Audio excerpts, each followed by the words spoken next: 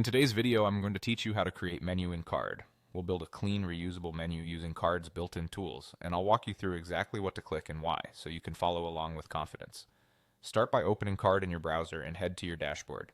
From there, select the project you want to edit so you're inside the builder. First, we'll create the structure that will hold your menu. Click Add, then choose Container.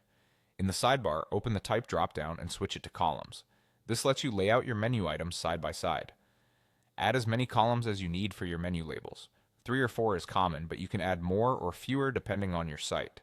When you're set, click Done to confirm those settings. Now drag that container to the very top of your page. This places your menu where visitors expect it and keeps your layout consistent across sections. Next, we'll make sure the header behaves properly. Click Add again and choose Control. Open the Type dropdown and select Header Marker. Place this marker right below your menu elements so Card knows to treat that area as your site's header across all sections. If you move things around later, keep the header marker directly underneath the menu container. Click Done to save. With the structure ready, let's add the actual links. Click Add and select Buttons. Drop your first button inside the container you created. Make sure it snaps into one of the columns. Repeat this process to add more buttons until each menu item has its own column. This keeps spacing even and makes your menu look professional on both desktop and mobile. Configure each button's appearance and function in the sidebar.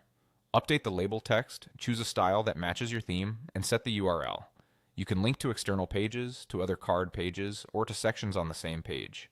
For sections, use simple anchors like #home, #about, or #contact, and make sure the corresponding sections on your page use the same IDs. Adjust spacing, alignment, and size so everything is readable and balanced. When you're happy with how it looks and behaves, click Done.